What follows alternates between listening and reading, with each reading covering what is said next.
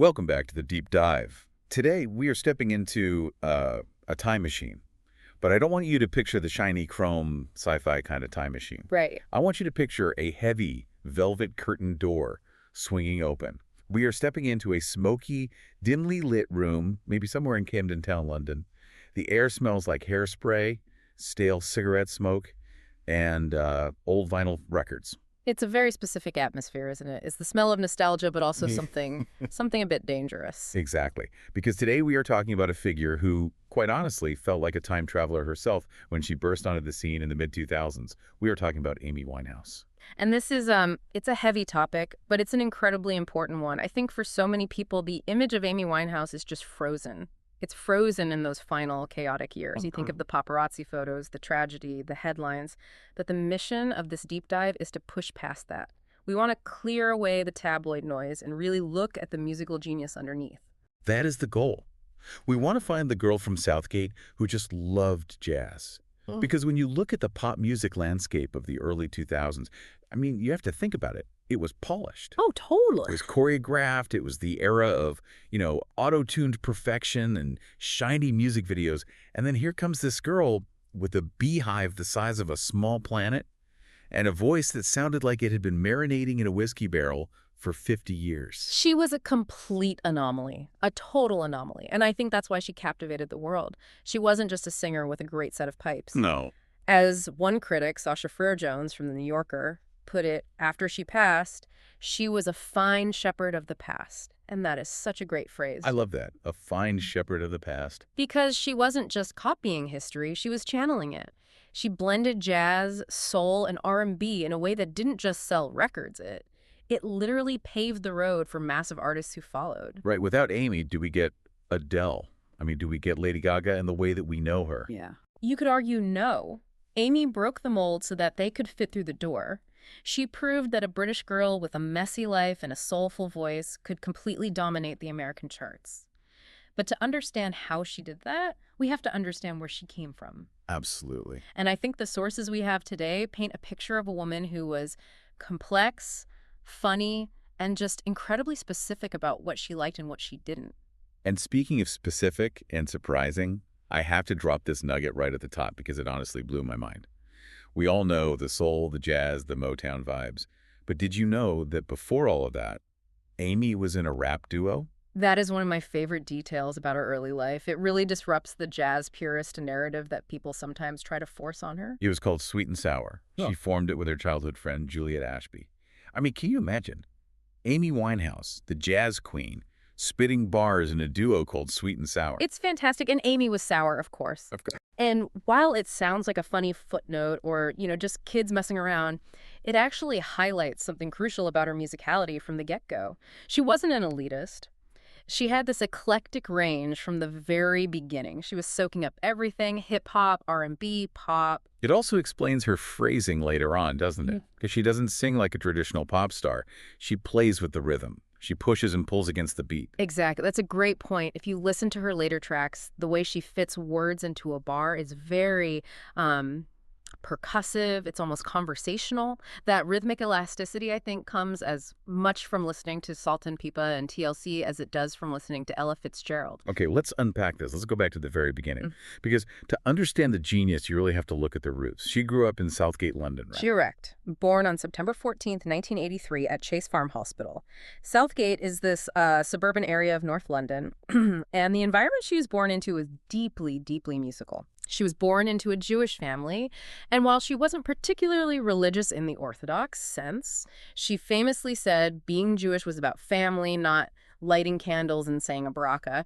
The culture and the music were completely intertwined. And when you say musical family, we aren't talking about mom played the piano a little bit. We are talking about serious roots. Oh, no. We are talking serious professional roots. Her maternal uncles were professional jazz musicians. Okay, so it's in the blood. It's in the blood. But the real linchpin here, the center of gravity for her musical education, really seems to be her paternal grandmother, Cynthia. Cynthia seems like such a character in Amy's story. A huge figure. She was a massive influence. Cynthia was a singer herself, a cabaret singer, and get this, she dated the legendary jazz saxophonist Ronnie Scott. No way. Ronnie Scott, like the Ronnie Scott, the guy with the famous jazz club in Soho. The very same. Ronnie Scott's is an institution, so you have this direct line to the golden age of jazz right there in her family tree. Amy just adored Cynthia. Cynthia was the one who embodied that glamour and that love for the standards. And that's the pinup girl tattoo she has, isn't it? On her arm. That's the one. The pinup girl on her right arm is named Cynthia. It's a tribute to her grandmother. That is so cool. It just makes sense why Amy felt so comfortable in that world. So she's got jazz uncles, a jazz singer, grandmother who dated a sax legend. And then there's her dad, Mitch. Right. And Mitch is a complicated figure in the Amy Winehouse story, as we will see. But purely on a musical level, he was a taxi driver who was also an amateur singer.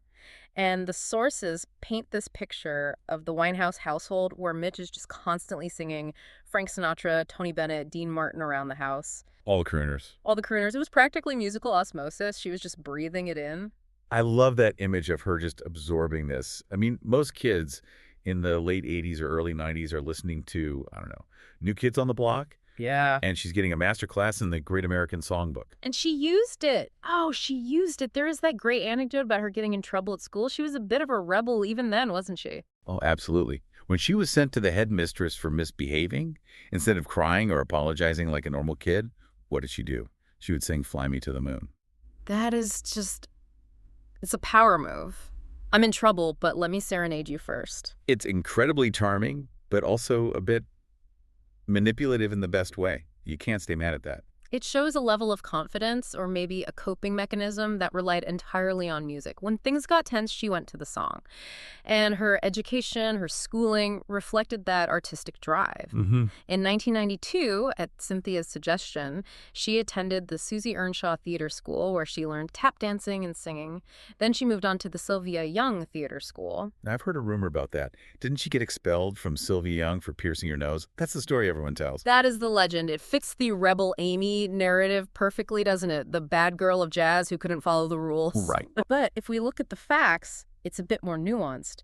Her father, Mitch, actually denied that she was expelled.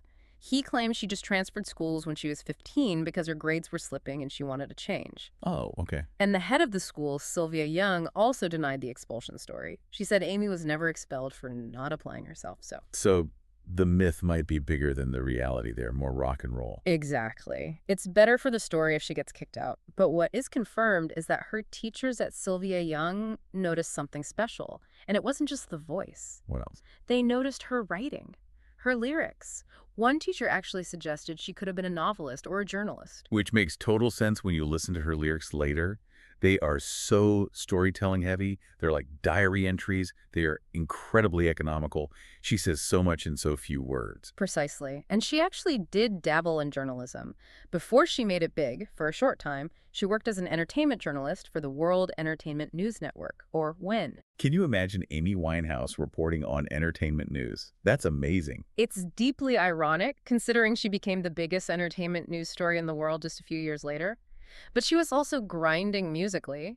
She was a vocalist for the National Youth Jazz Orchestra. Right. She was messing around with her brother's guitar until she finally bought her own. She was putting in the hours. She wasn't just sitting around waiting to be discovered. She was active. So how did she go from the National Youth Jazz Orchestra to getting signed? Was it a showcase? Yeah. A lucky break at a pub? It was the classic, almost old-fashioned demo tape story.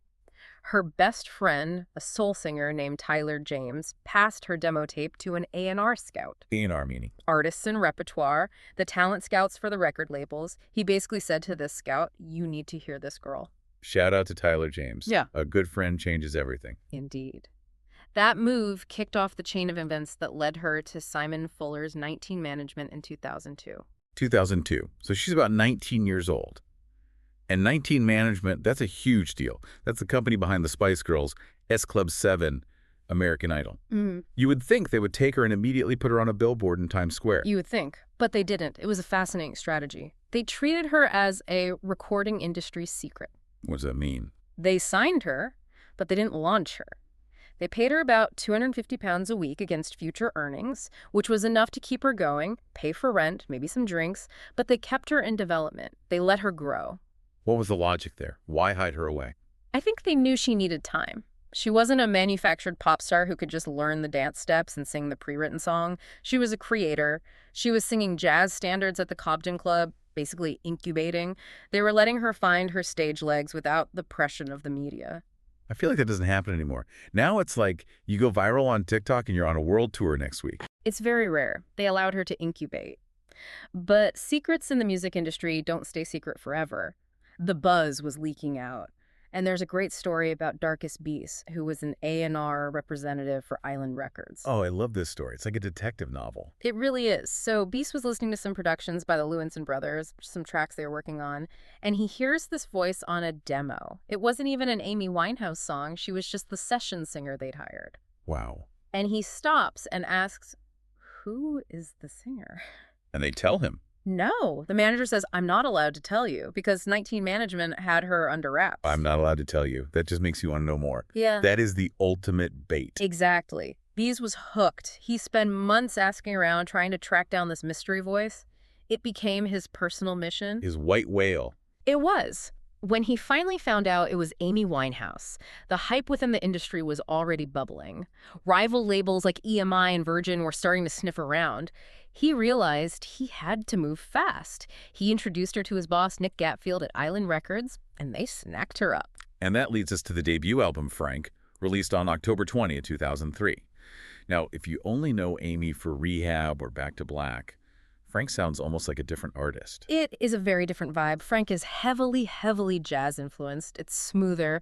It was produced mainly by Salam Rami, who became a lifelong collaborator of hers. A key figure. A very key figure. And the critics loved it. They were comparing her to Sarah Vaughan and Macy Gray. It was praised for the cool, critical gaze of its lyrics. It felt like a mature album from a very young person. And she won an Ivor Novello Award for Stronger Than Me, Nah. which is a huge honor for songwriting in the UK. It's huge. It's the Songwriters Award. It's not about sales. It's about the craft. But here's the nugget that really tells you who Amy was, even back then. Despite the acclaim, despite the platinum sales, despite the awards, she wasn't happy with Frank? She wasn't, after all that success. No, she famously said she was only 80% behind the album. 80%. That is a very specific number. Most artists would kill for a platinum debut, and she's saying, hey, it's an 8 out of 10. It speaks to her perfectionism. She felt that the label had overruled her on certain mixes and certain choices. They added strings where she didn't want strings. They polished vocals she wanted raw. Even at 20 years old, she had a vision, and if the final product deviated from that vision even slightly, she couldn't fully endorse it.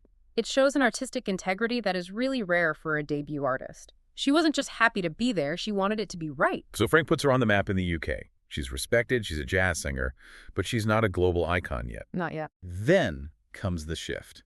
Because between Frank and the next album, Back to Black, she undergoes this massive transformation.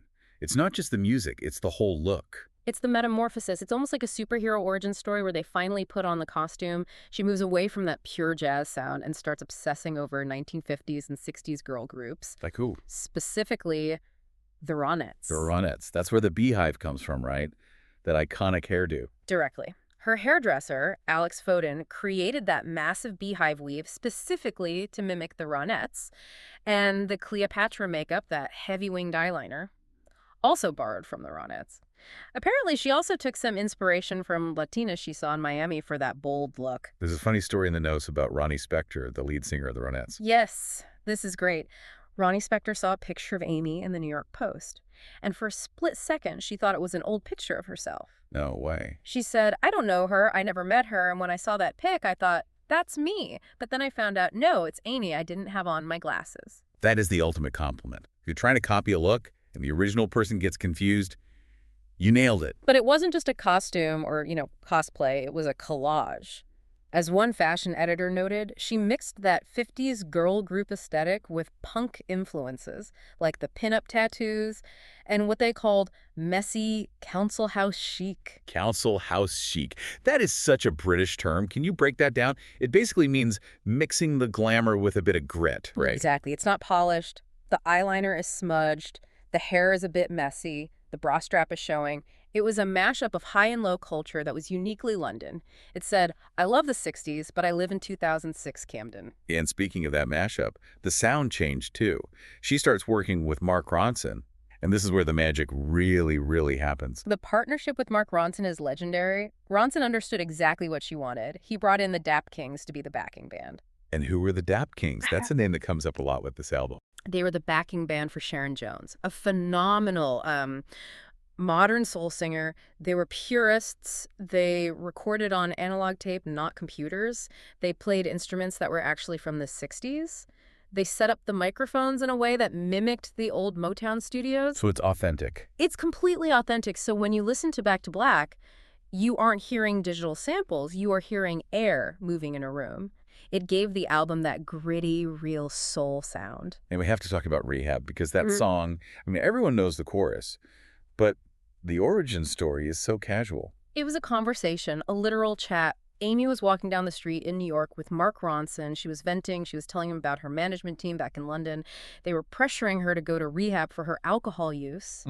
And she just said to Mark, they tried to make me go to rehab, and I said, no, no, no. Just in conversation. Just like that. Just like that. And Mark's brain just lit up. His ears pricked up. He said, that's a hook. We need to go back to the studio and turn that into a song right now. That is incredible. It wasn't a calculated pop formula. It was real life. It was a moment of defiance. Total defiance. And the fact that they turned that heavy, dark subject matter into a stomping, clapping, joyous-sounding track, that is the genius. It sounds happy, but the lyrics are tragic. And the album, Back to Black, it was finished fast, wasn't it? Incredibly fast. The whole album was completed in about 5 months. Ronson said he loved working with her because she was so blunt.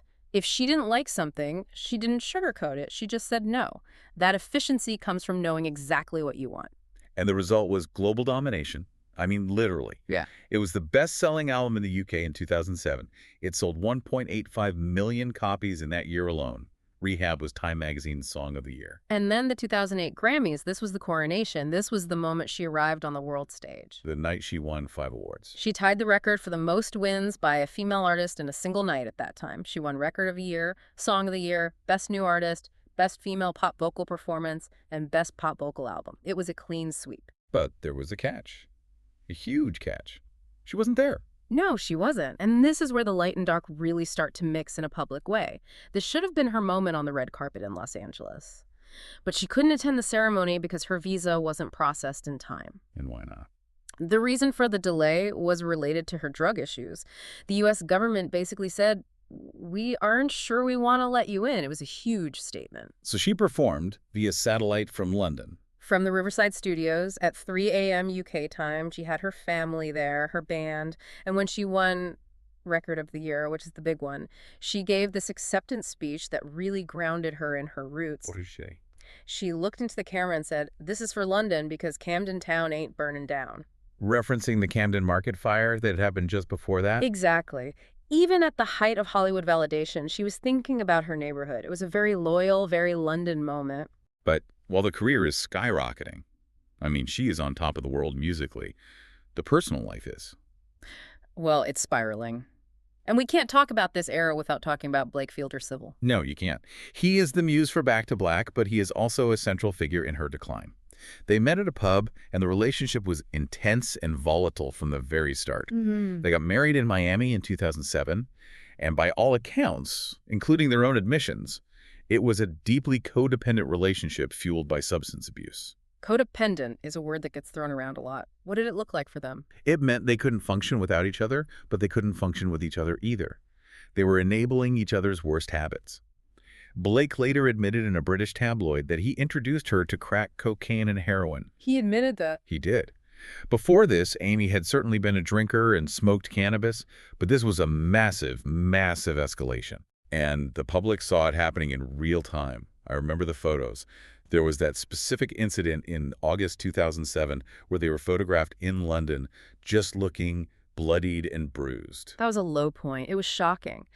Amy claimed the injuries were self-inflicted, but her parents and his parents were terrified. They were publicly speaking out, fearing a suicide pact. It was a tragedy unfolding on the front pages of the newspapers every single day. And Blake ended up in prison, didn't he? He did. He was in prison for perverting the course of justice and grievous bodily harm. He had assaulted a pub landlord. This led to a forced separation. Amy was devastated. She famously shouted, "Make some noise for my Blake" at the Brit Awards, but the legal system was pulling them apart. And they eventually divorced in 2009. They did. Amy initially fought it. She called him the male version of me. She didn't want to let go. But the divorce was finalized on August 28, 2009. Now, we need to talk about the physical toll this was taking on her. Because the music was so strong, I think people sometimes forgot how sick she was getting. The timeline of her health decline is stark and terrifying. In 2005, there's the first reports of weight loss and heavy drinking. In 2007, she was hospitalized for an overdose that included a cocktail of heroin, ecstasy, cocaine, ketamine, and alcohol. That is a terrifying amount of substances. Yeah. Just a lethal combination. It is a lethal amount for many people. Her body was incredibly resilient until it wasn't. Then in 2008, there was this scandalous video that appeared to show her smoking crack. I remember that. It was everywhere. But beyond the headlines, her body was physically breaking down. Her father, Mitch, revealed that she had signs of emphysema. Emphysema. At her age, that's something you usually associate with elderly chain smokers or coal miners. Exactly. Or, as the doctors put it, areas of emphysema. Mitch claimed her lungs were operating at 70% capacity. This was due to smoking crack cocaine and cigarettes. She was 24, 25 years old, facing a degenerative lung disease. But there were moments of hope, right? She didn't just slide all the way down without trying to stop. That's so important to remember. She wasn't resigned to her fate. She did have moments of clarity. She told an interviewer in 2010 that she literally woke up one day and said, "I don't want to do this anymore," regarding the drugs. She just quit. According to her doctors, she did quit the illegal substances in 2008. She kicked the heroin and the crack, which is an incredible feat in itself, a monumental achievement. Yeah. But the demon that remained, and the one that ultimately proved hardest to beat, was alcohol. It became the replacement. The addiction transferred. So we get to the final years, 2009, 2010, 2011.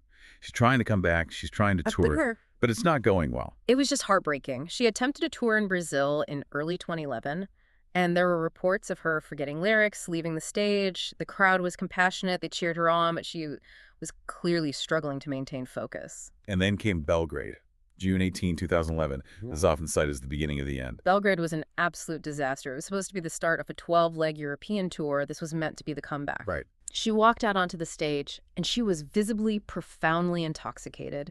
She was hugging herself, staring at the floor. She couldn't remember which city she was in. She couldn't remember the names of her band members. She was sitting on the monitors, refusing to sing. And the crowds turned on her. They booed her off stage.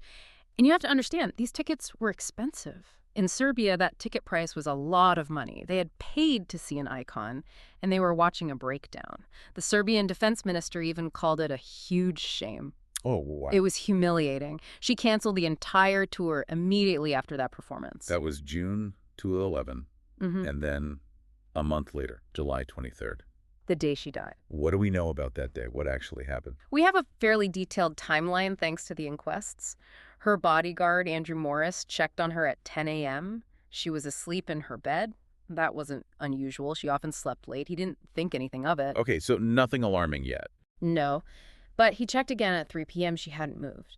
And that's when the panic set in. He realized she wasn't breathing and called emergency services.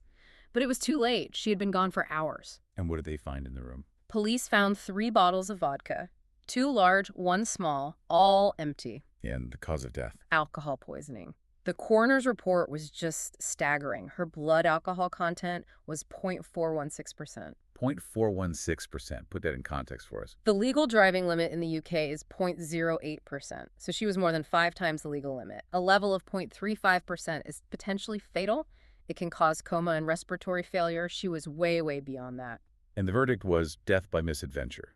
What does that actually mean in legal terms? It's a specific legal term. It means the death was the unintended consequence of a deliberate act. She chose to drink. That was the deliberate act. But she didn't intend to die. It wasn't a suicide. Right. The coroner concluded that because she had been abstinent for a period before this binge, her tolerance had dropped. Her body just went into shock. That is the saddest irony. She was trying to get better, which made her body less able to handle a relapse, and then one slip-up killed her. It gets even sadder. She had seen her doctor, Dr. Christina Romet, the day before she died. And the doctor was actually happy with her condition. She was lucid. She was talking about the future.